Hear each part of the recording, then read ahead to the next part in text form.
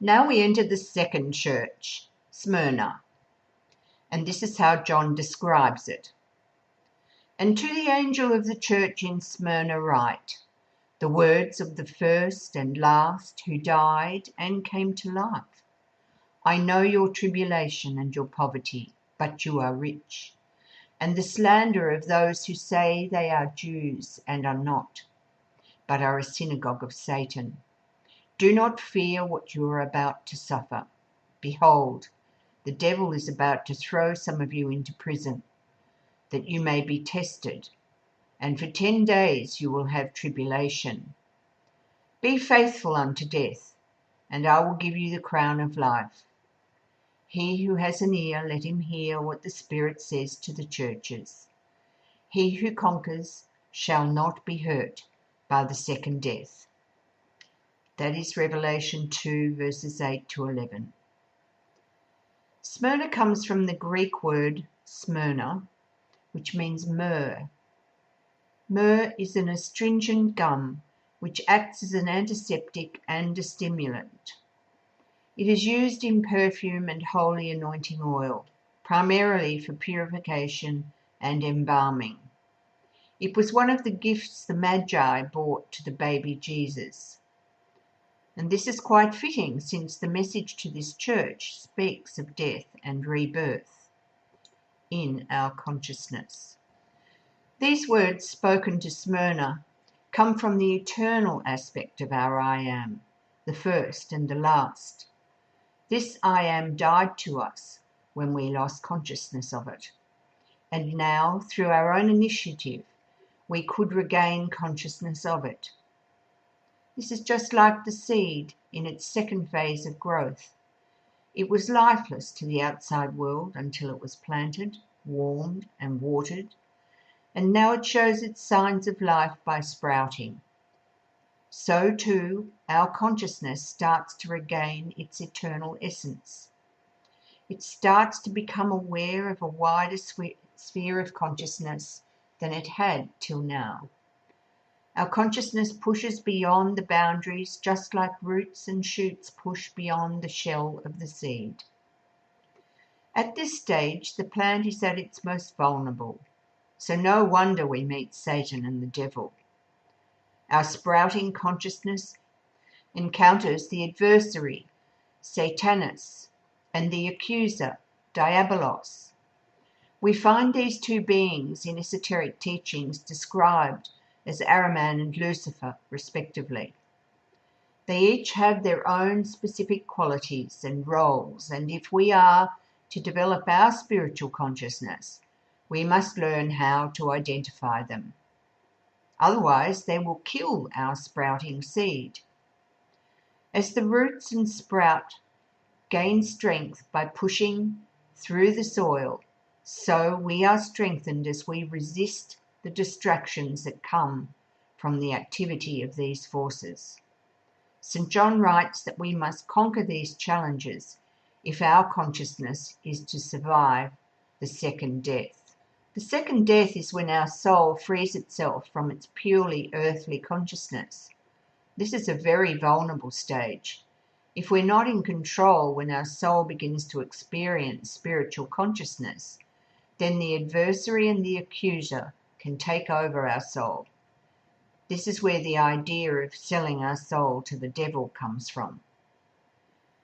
Think about the cultivation of plants, and if we decide to plant seeds, we would not dream of planting them unless the conditions were right.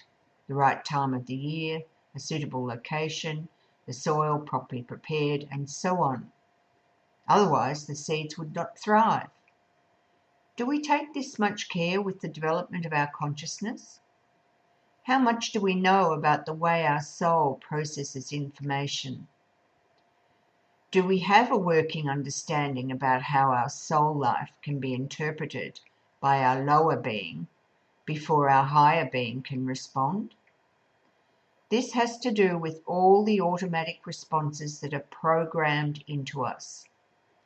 These are our unconscious feelings, thoughts, and behaviour. We could say that the synagogue represents the ritual in our being, the things we do without thinking, our habits. These are the things we think are right, but we have never really thought through. Perhaps we do them because our mother told us to. As our new consciousness develops, we see new ways of being, new ways of doing things based on our broader understanding.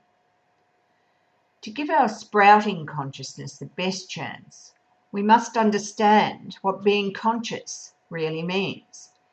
We can only do this if we know how our being actually works. In my book, Eye Connecting, there are clear descriptions of the various ways our lower and higher being interact. This book assists us to become aware of the ways in which our soul sleeps through life. It is a guide to awakening our sleeping soul so that it can receive our I am, our I being, just like the sleeping Snow White received her prince. What we often fail to grasp is that our soul likes sleeping. The I am sends down its roots into our soul and we experience tribulation. This Greek word is thlipsis, which really means pressure. Through our initiative, our inner initiative, we must resist the feeling of fear from this pressure. We have begun a work, and even though we feel poor, and we will, because our new consciousness reveals the poverty of our old thinking patterns, we must see the rich resource that is now within our reach. It takes great courage to straddle the two consciousnesses we experience at the Smyrna point in our development. Many people make the mistake of moving too quickly into their spiritual ideas and neglecting their worldly life. This world is the stage for connecting up with our I am. We must never forget that. Otherwise, why would we be here? Through our I am, without succumbing to the pressure of its presence, we will tap into the riches of our inheritance and not be hurt by the second death. Let's have a look at verse 9. John says, I know your tribulation and your poverty, but you are rich, and the slander of those who say that they are Jews and are not, but are a synagogue of Satan. The pressure, tribulation, we experience as our higher self tries to educate our lower self, and it manifests in our lives in various ways. Mainly, we experience it as discomfort and dissatisfaction. If we don't understand what the pressure is, then we are likely to look for an escape. We each have our own way of escaping: noise, activity, even addiction to substances, gambling, shopping, computer games, and so on. These activities lower our consciousness so that we become numb and unresponsive to our I am. The reference to Jews is not pointing to the Jewish race per se, but to the purpose of this race. This is the race of people who could purify their blood sufficiently to produce Mary, who could give birth to the first human being able to connect with his I am, and to then be a vessel of the cosmic Christ.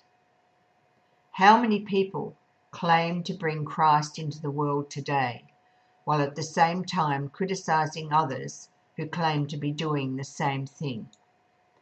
This mighty sunbeam is not the exclusive property of any particular religious group, just as the sun shines equally on all of us. Also, the I am unites human beings. Religious belief systems simply speak of different paths to it. To claim right and wrong ways belongs to the synagogue of Satan. Verse 9 reads, Do not fear what you are about to suffer. Behold, the devil is about to throw some of you into prison, that you may be tested, and for 10 days you will have tribulation. Notice that the adversary, Satanas or Araman, gathers people together in a synagogue. while the devil, Diabolos or Lucifer, the accuser, isolates people in prison. Indeed, there may be times when we feel that we have been thrown together with a group of people, or, on the other hand, we are alone, isolated from others.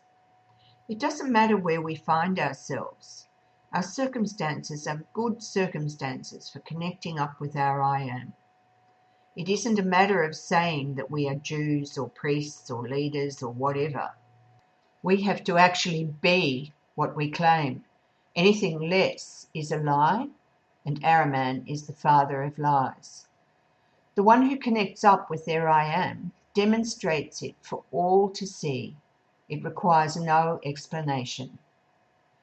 Above all, we must not fear.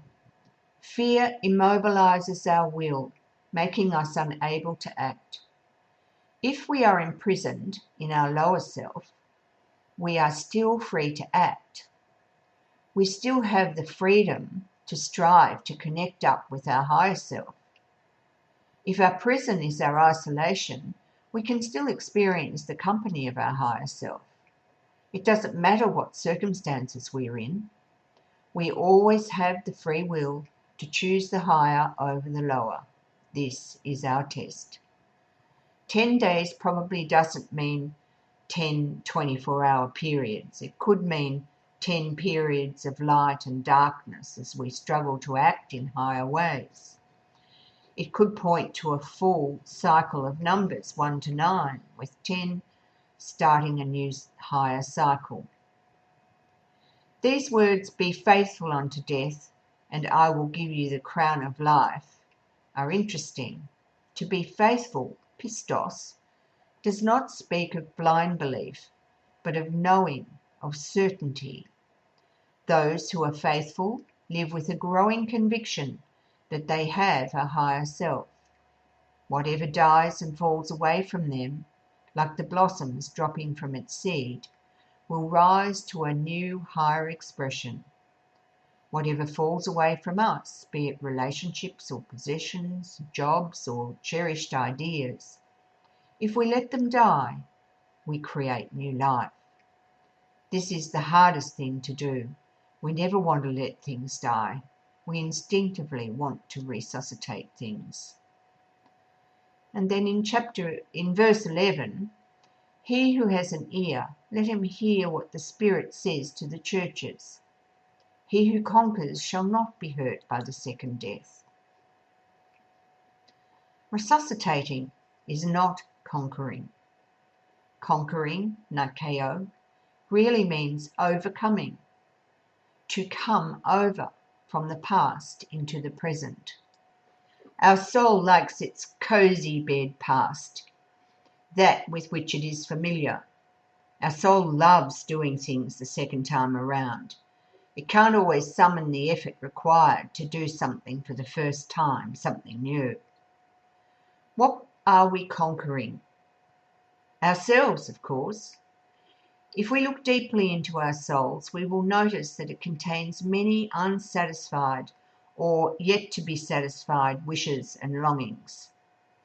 At some stage in our lives, we saw something that we wanted but could not have. The longing lives within our soul as a force of will. What we don't often realise is that we look to the past for its satisfaction, which of course is impossible. We must overcome the urges of the past and bring our longings into the present, using the force of it to create our future. As long as we are unable to come over to the present, we will be hurt by the second death. Within us, we have the necessary reserves to experience the pressure with equanimity and to wear the crown of life with poise and grace.